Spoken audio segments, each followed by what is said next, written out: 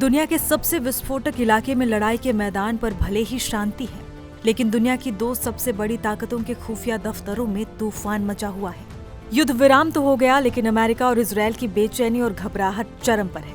वजह एक ऐसा नाम जो इस पूरे खेल का सबसे बड़ा और सबसे खतरनाक किरदार है, और वो किरदार अब गायब है। जी हाँ, हम बात कर रहे हैं ईरान के सुप्रीम लीडर आयतुल्लाह खामेनी की। वो कहाँ है, जिंदा है भी या नहीं, किसी को कुछ नहीं पता। ऐसे में सवाल ये कि क्या ये युद्ध विराम खामेनी को उनके बिल से बाहर निकालने का एक जाल है? ये वो चेहरा है जिसकी तलाश में दुनिया के सबसे खतरनाक खुफिया एजेंसियां मोसाद और CIA दिन रात एक किए हुए हैं। आयतुल्लाह खामेनी, ईरान के वो सुप्रीम लीडर जिनके एक इशारे पर मिडिल ईस्ट में आग लग जाती है, लेकिन आज वही खामेनी एक रहस्य बन चुके हैं। इस शतरंज की बिसात पर तीन बड़े खिलाड़ी हैं और तीनों के अपने अपने इरादे हैं। पहला खिलाड़ी इजरायल के प्रधानमंत्री बेंजामिन नेतन्याहू, एक मजबूत शिकारी जो अमेरिका के कहने पर रुका तो है, लेकिन ईरान की पूरी तबाही का ब्लूप्रिंट तैयार कर चुका है।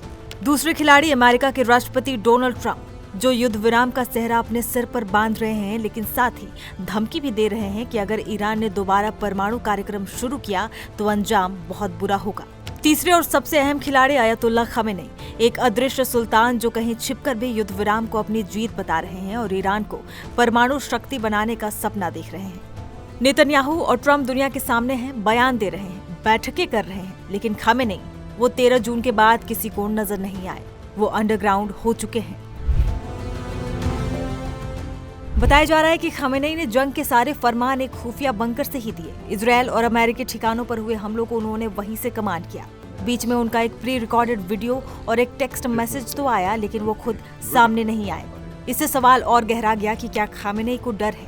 क्या उन्हें लगता है कि जैसे ही वो बाहर आएंगे, इजरायल अमेरिका की कोई मिसाइल उनका इंतजार कर रही होगी? क्या ये युद्ध विराम सिर्फ एक धोखा है ताकि खामेनी को खत्म करके ईरान में सत्ता बदली जाए? खुफिया रिपोर्ट्स के मुताबिक खामेनी का सफर कुछ यूं रहा है। 13 जून तेहरान से निकलकर 24 किलोमीटर दूर नार्मक के खुफिया बंकर में परिवार समेत छिपे। इसके बाद 316 किलोमीटर दूर लहिजन शहर पहुंचे, जो समुद्र के पास है। यहाँ भी बंकर से ही सेना को निर्देश देते रहे। सबसे चौंकाने वाली खबर यह है कि लहिजन से वो एक सबमरीन के जरिए 890 किलोमीटर का समुद्री सफर तय करके रूस के शहर दागिस्तान पहुंच चुके हैं और वहीं से पूरा खेल चला रहे हैं। जब खामेनी के विरोधी उन्हें भगौड़ा और डरपोक बताकर ईरान में माहौल बनाने लगे, तभी खामेनी का एक और वीडियो संदेश सामने आया। इस संदेश में उन्होंने साफ कह दिया कि वो डरे नहीं, बल्कि ईरान झुका नहीं है। उन्होंने 5 बड़े संदेश दिए। संदेश ये कि ये युद्ध विराम हमारी नहीं, इजरायल की हार है। अमेरिका अपने दोस्त इजरायल को बचाने के लिए बीच में कूदा। हमारे परमाणु ठिकानों को कोई नुकसान नहीं हुआ है।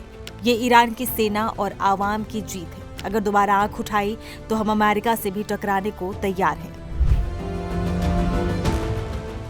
अब सवाल उठता है कि अमेरिका और इजरायल खामेनी के पीछे हाथ धोकर क्यों पड़े हैं?